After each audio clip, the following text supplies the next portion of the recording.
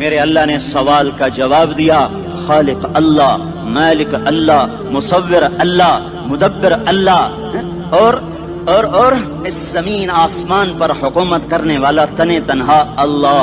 پھر اللہ دوسرا سوال کرتا ہے، افحسبتم انما خلقناکم عبثا، ایک بات تو بتاؤ تمہیں بیکار پیدا کیا ہے؟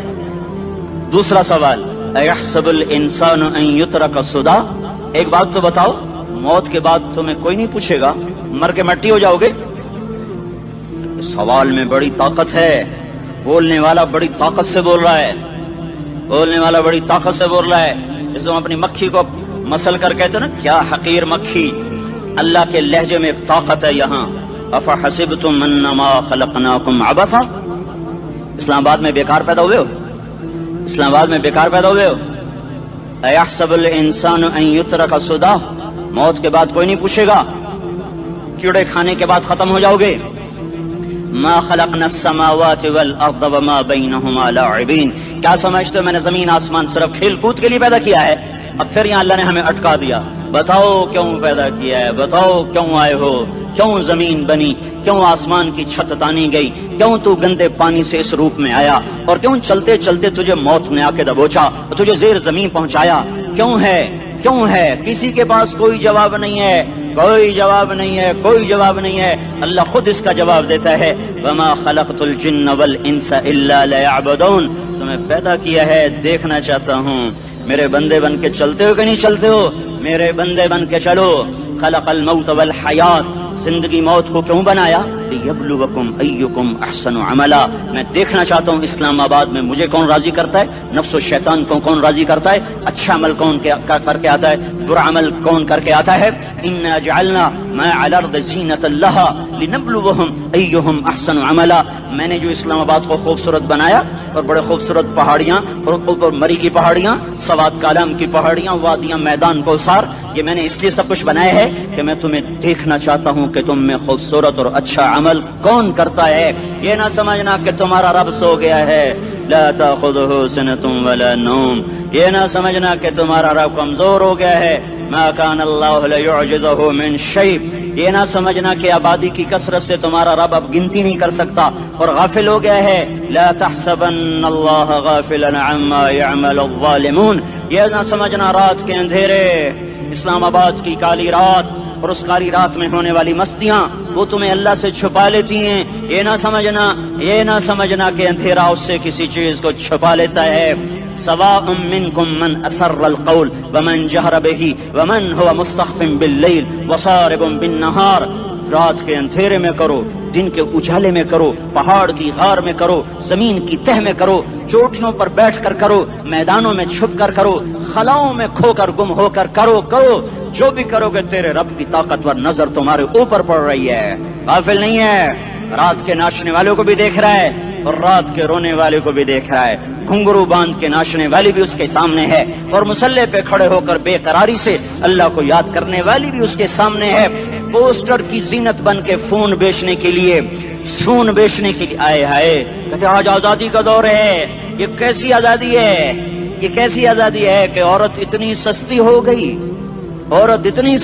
گئی کہ ٹیلی فون بیچنے والوں کے لیے بھی ننگی ہو کر پوسٹر پر، اور موٹر سائیکل بیچنے والوں کے لیے بھی عریاں ہو کر پوسٹر پر، ڈبل روٹی اور فریج بیچنے والوں کے لیے بھی عریاں ہو کر پوسٹر پر۔ یہ آزادی نہیں ہے، یہ فحاشی ہے، یہ بے حیائی ہے، یہ اخلاق کی آگ ہے، یہ بد اخلاقی کا جنگل ہے، انسانیت نہیں ہے۔ انسانیت وہ ہے جو میرا محبوب لے کر آیا، جو حضرت محمد صلی اللہ علیہ وسلم لے کر آیا، اس نے عورت کو عزت بخشی، مقام بخشا، ماں کے روپ میں بنایا کہ اس کے قدموں تلے جنت ہے، بیٹی کے روپ میں بیٹی کا روپ اللہ تعالیٰ نے دیا تو میرے نبی نے فرمایا اللہ نے جس کو 2 بیٹیاں دی ان کی شادی کر کے بیاہ دیا تو اور میں جنت میں ایسے ہو جائیں گے۔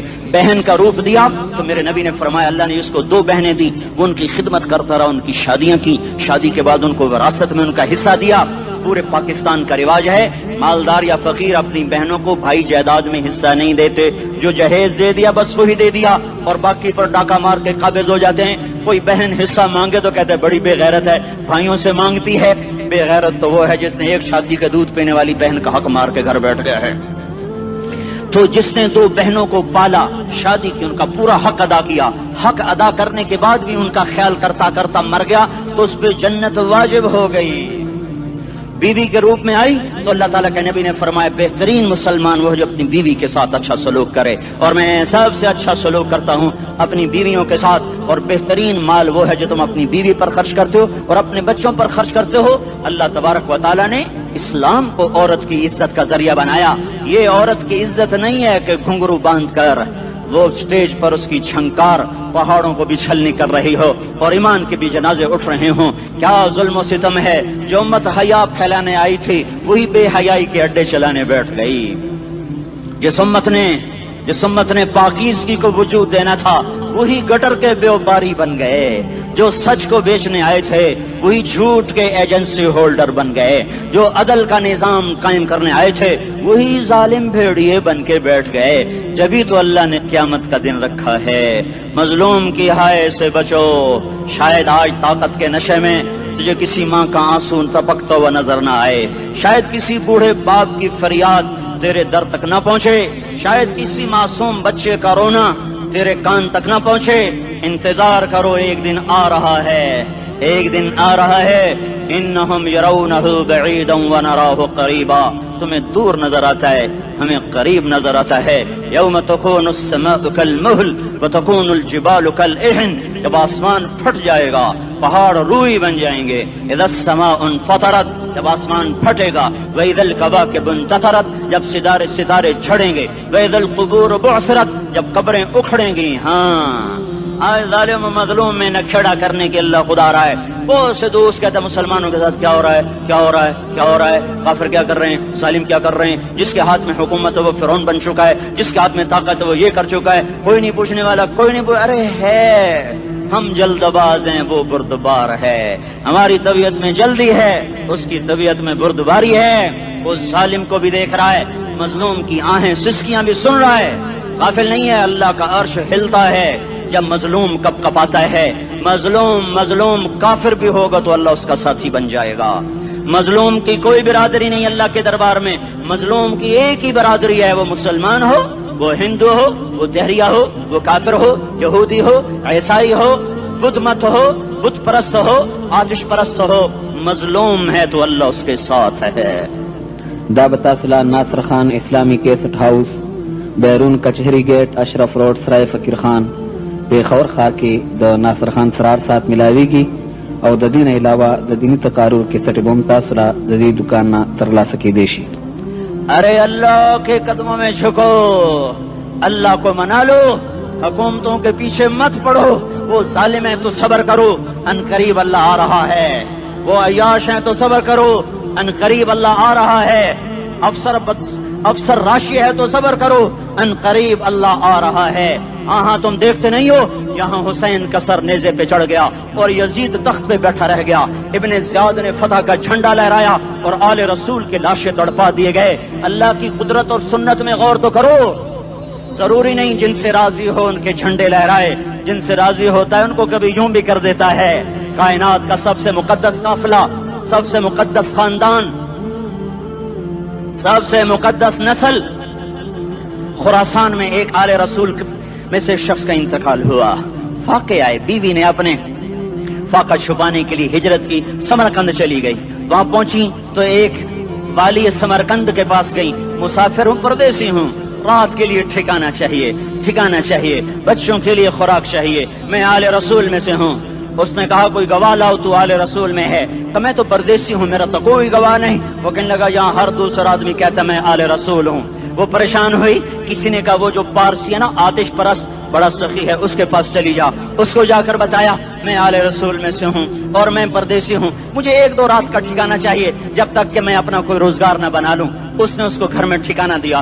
رات کو والی سمرقند نے خواب دیکھا کہ وہ جنت میں ہے، بڑے عالی شان محل ہے جس کے دروازے پر حضرت محمد صلی اللہ علیہ وسلم کھڑے ہوئے ہیں، اور یہ آ کر کہتا ہے یا رسول اللہ یہ کس کا گھر ہے؟ تو آپ نے فرمایا ایک مسلمان کا گھر ہے۔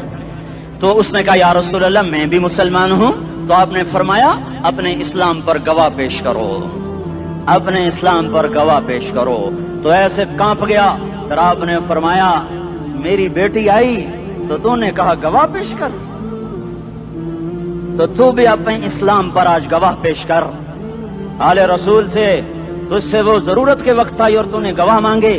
یہ خاندان ہے، یہ خاندان کائنات کا افضل ترین. اس کی آنکھ کھلی، اس کی ہائے ہائے چیخ پکار. او بھائی وہ بچے، وہ عورت کہاں چلی گئی؟ کہا جی وہ پارسی سردار لے گیا. جو صبح صبح دھما دھم اس کا دروازہ جا کر کھٹکھٹایا. او بھائی منہ مانگا انعام لے لے، وہ خاندان مجھے واپس کر دے. تو اس کی آنکھوں میں آنسو آ گئے. کہا آقا سودا بن دیکھا تھا تو ہو جاتا، دیکھنے کے بعد سودا نہیں ہے. میں اس گھر اس عورت اور ان بچوں کو پناہ دیتے ہی اللہ نے میرا دل کھولا، میں مسلمان ہو گیا، میرے بچے بھی مسلمان ہو گئے. میں شام تک پارسی تھا، میں سویا ایمان کے ساتھ، اور جس وقت تم خواب دیکھ رہے تھے اسی وقت میں بھی وہ خواب دیکھ رہا تھا. جب تجھے دھتکارا جا رہا تھا تو مجھے اللہ کے رسول کہہ رہے تھے یہ محل تجھے دیتا ہوں، یہ محل تجھے دیتا ہوں. اس خاندان کے 16 پھول خاک و خون میں لوٹے ہوئے تھے.